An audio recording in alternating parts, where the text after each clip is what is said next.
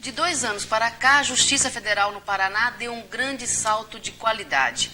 E um dos principais responsáveis por essa transformação é o meu entrevistado de hoje. O programa Justiça na TV está começando agora.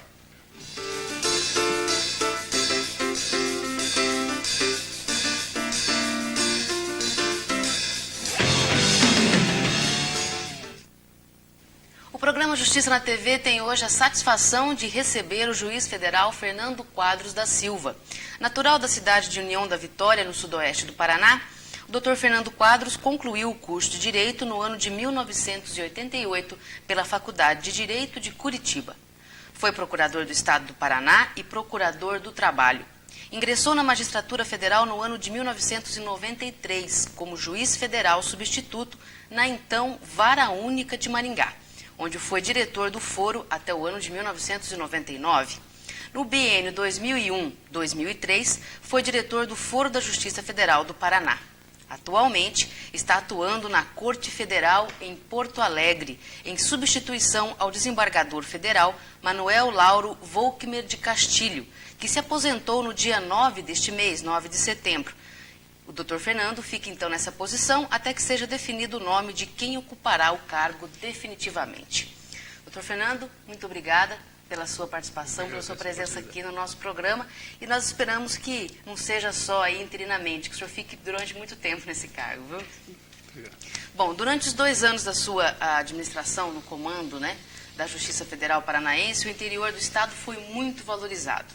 O senhor atuou como juiz por 6 anos aqui em Maringá.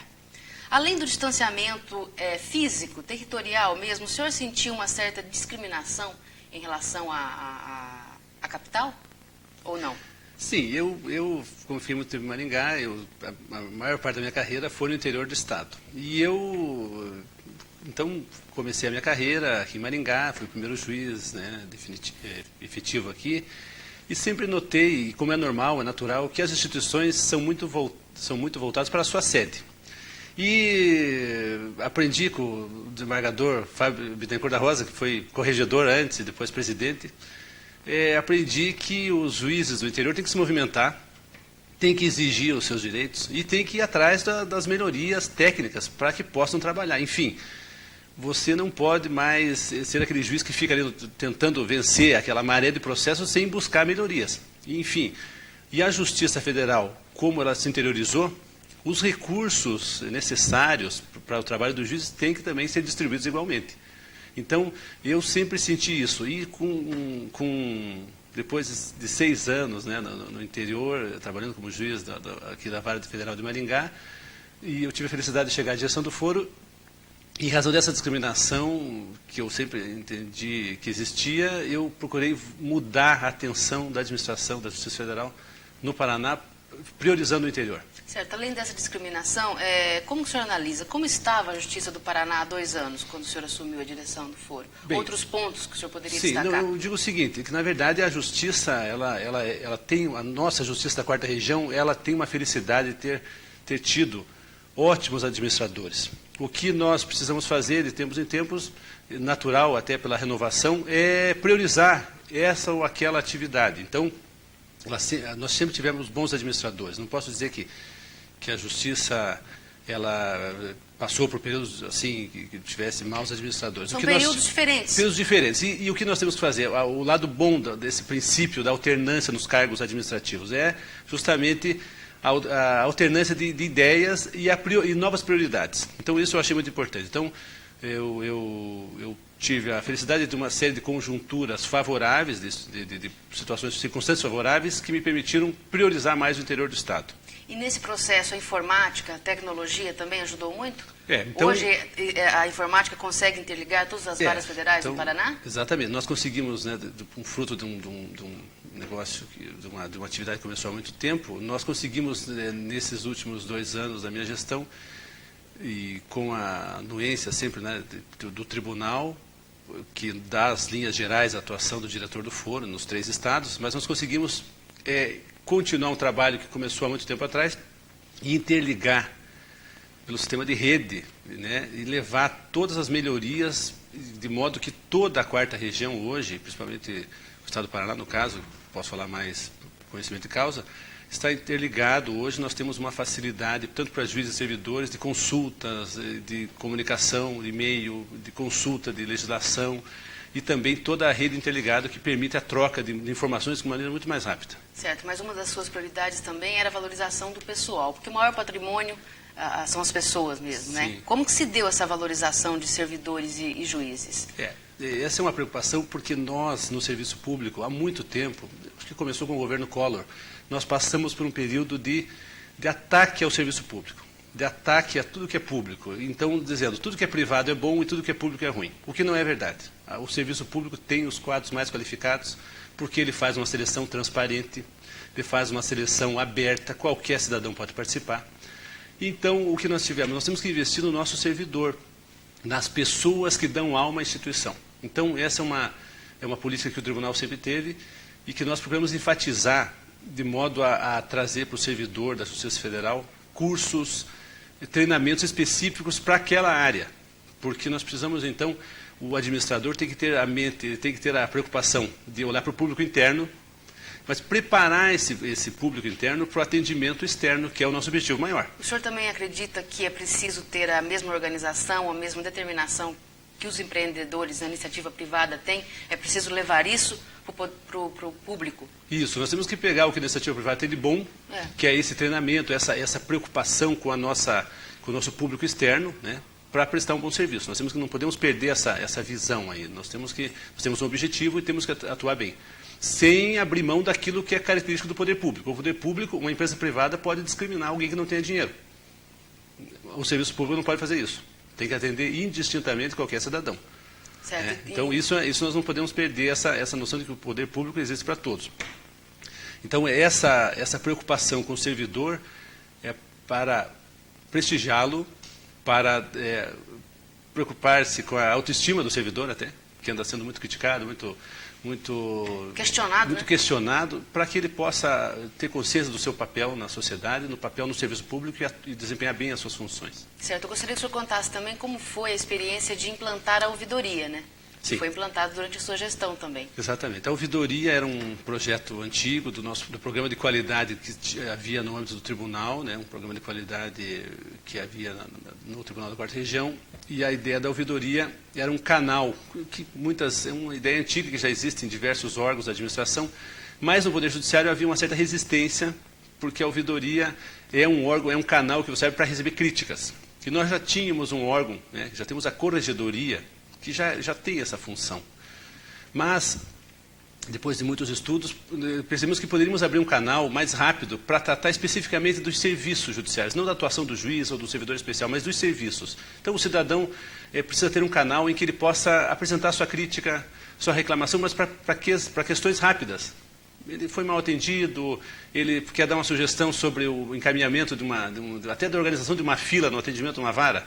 Né? Então, isso é importante, porque a ouvidoria ela dá essa oportunidade de uma maneira rápida do cidadão, ou por e-mail, ou por uma carta, por via postal, ou por a presença dele mesmo, fazendo um tema na hora ali, ele pode ter um canal com a administração e assim participar da administração, porque isso é democracia. A ouvidoria, na verdade, é uma forma de democracia. Você democratiza e permite a participação do cidadão, também ajudando ali aquele serviço que é dele, em última análise, ele que paga aquilo, então ele pode sugerir, olha, aqui poderia ser melhor isso, aqui poderia ser melhor aquilo. E aproxima mais também, né? Aproxima o cidadão porque ele se sente participante do processo, ele sai daquela posição de crítico, que sai falando pelos corredores e vai lá e diz, olha, eu tenho uma sugestão, coloca um telefone público aqui que vai facilitar a vida das pessoas, ou eu tenho uma sugestão, põe um sistema de senha aqui. Então, enfim, você vai voltar à administração para aquilo que o público que utiliza deseja, aquilo que ele acha importante. E assim você permite a participação da população na gerência daquele serviço diário. E quem sabe que, através de iniciativas como essa ideia do servidor público comece a mudar um pouco, né?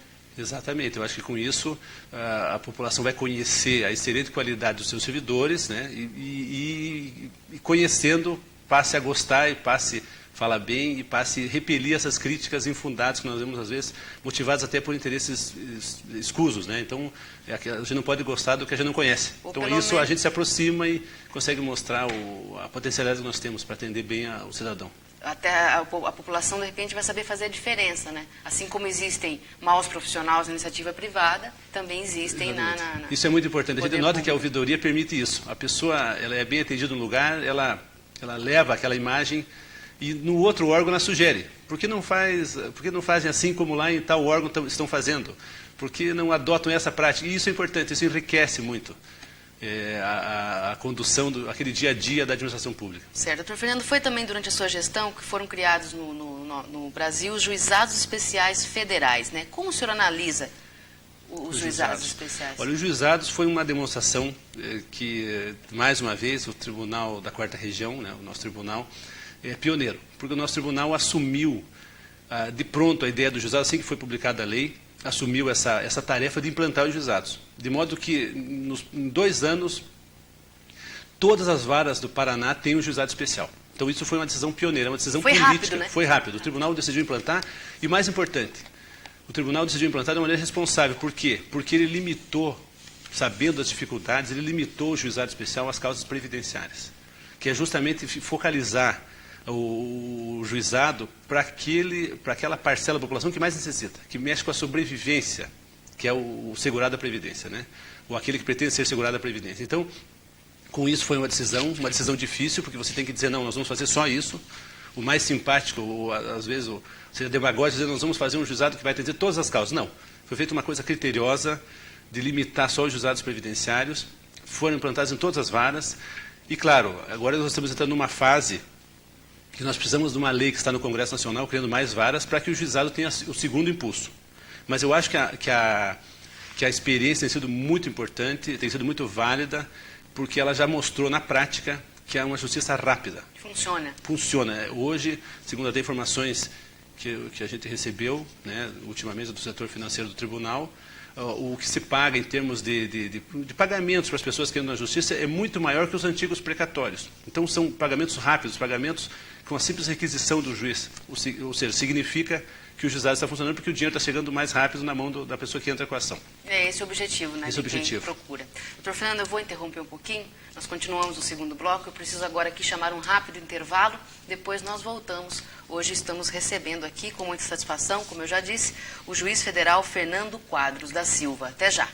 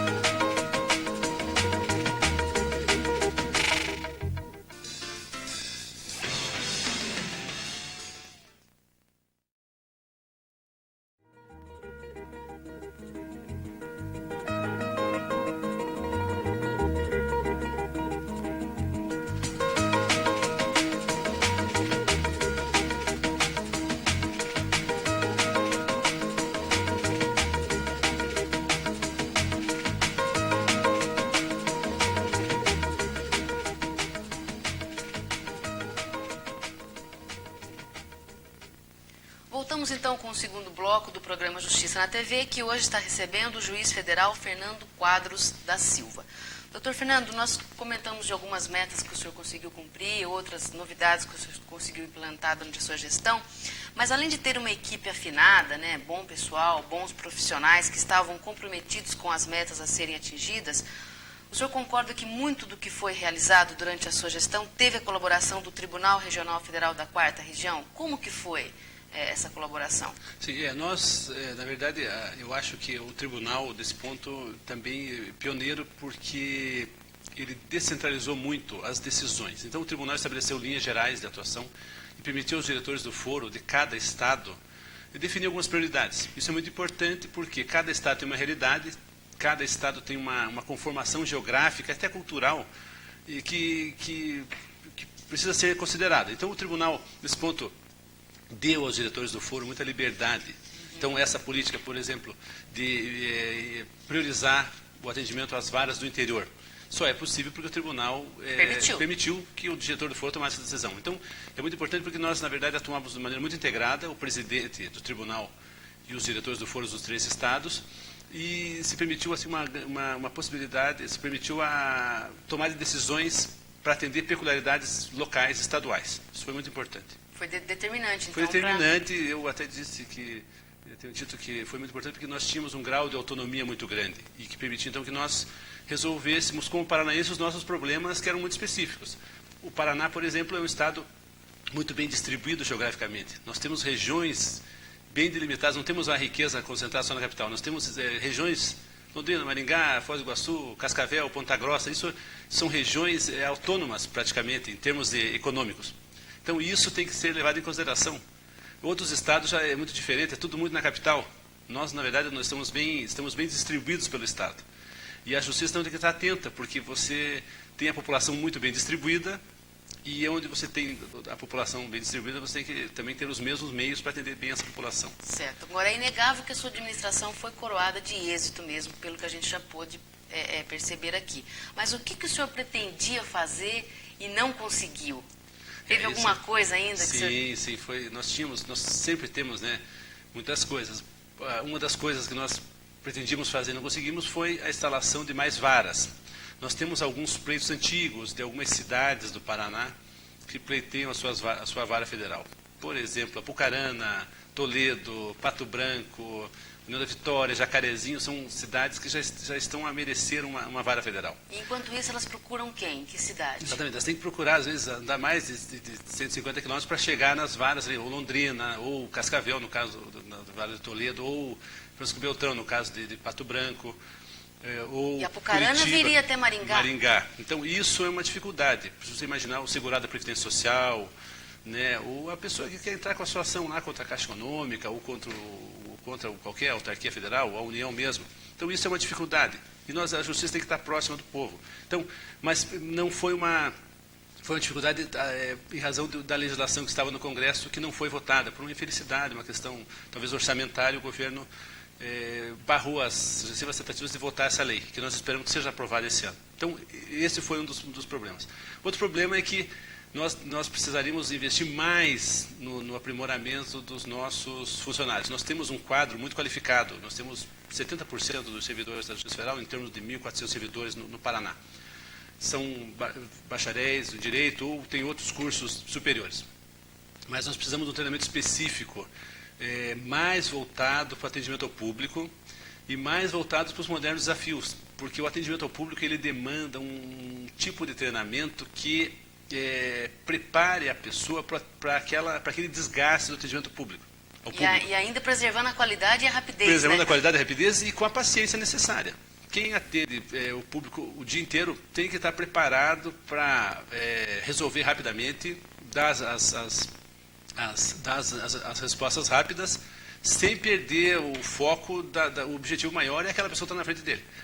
Então, não é o conhecimento dado num curso superior é muito importante, mas ele tem que ser associado ao conhecimento específico do atendimento ao público. E todos têm que ter dentro da estrutura, isso é uma coisa difícil de conseguir, qualquer pessoa que trabalha num órgão, mesmo que trabalhe num setor que não esteja em contato direto, ele tem que ter em mente que o objetivo maior dele é a satisfação do jurisdicionado, a satisfação do cidadão que procura a justiça. Então, todo mundo tem que estar com aquele objetivo. O objetivo é aquele, atender bem o público. Ou seja, seria aí possível falar até que o ideal seria entender essas pessoas como se fossem clientes. Exatamente. É a ideia do cliente, a ideia de pegar da administração, essa parte importante que é o foco da atividade no cliente, que a iniciativa privada usa muito. E nós temos que ter o foco no cidadão, ou seja, nós temos que atuar de uma maneira que aquela pessoa saia satisfeita. E todos têm que ver todas as tarefas como tarefas importantes. Porque é comum a pessoa depois que faz um curso superior, ela pensa, não, mas essa tarefa eu não quero fazer.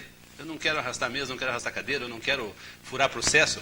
E isso é uma coisa difícil. Então, tem que atuar para que todos tenham noção que qualquer tarefa é importante e que, independente da tua qualificação, você tem que desempenhar bem todas as tarefas. Certo. Doutor Fernando, nós sabemos que a experiência vivida nos enriquece muito, né? Apesar de todo conhecimento teórico, o que nos marca mesmo são as experiências que nós temos no dia a dia, né? Como foi a sua experiência no comando da Justiça Federal Paranaense? Algum fato marcou muito o senhor? Ou o senhor faz assim um balanço geral?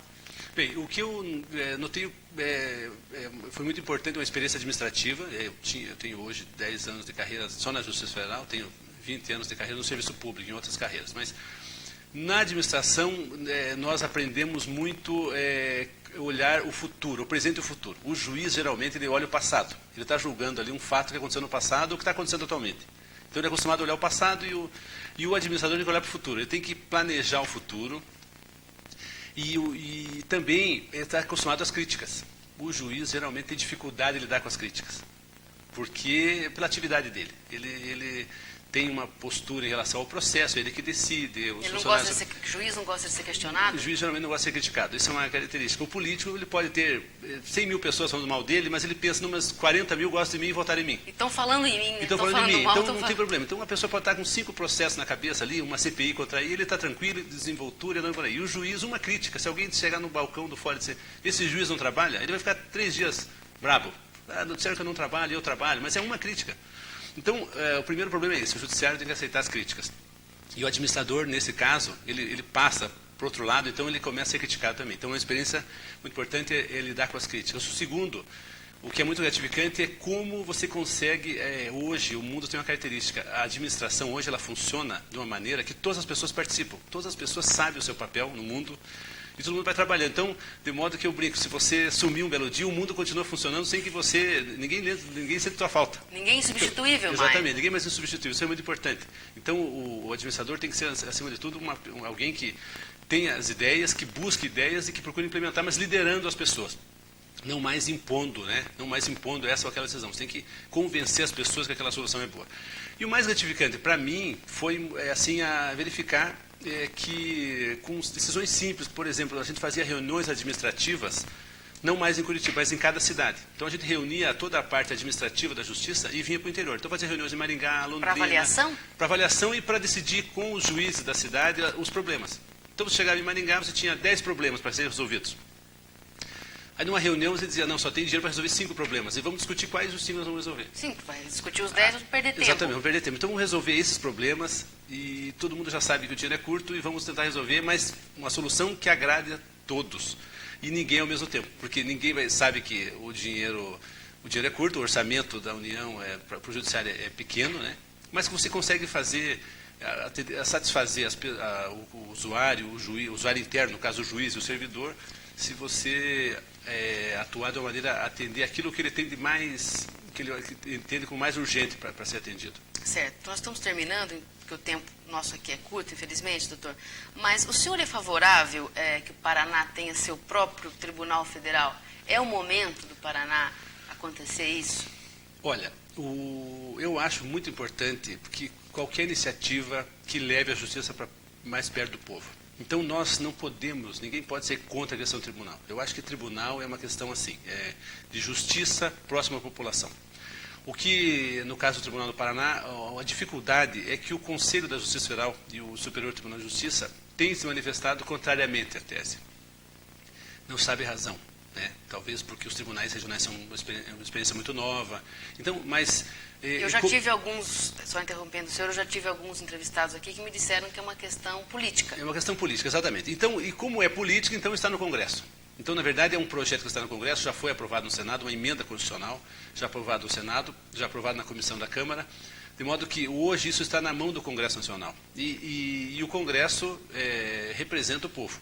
Então, nós não podemos criticar uma decisão do órgão de soberania popular.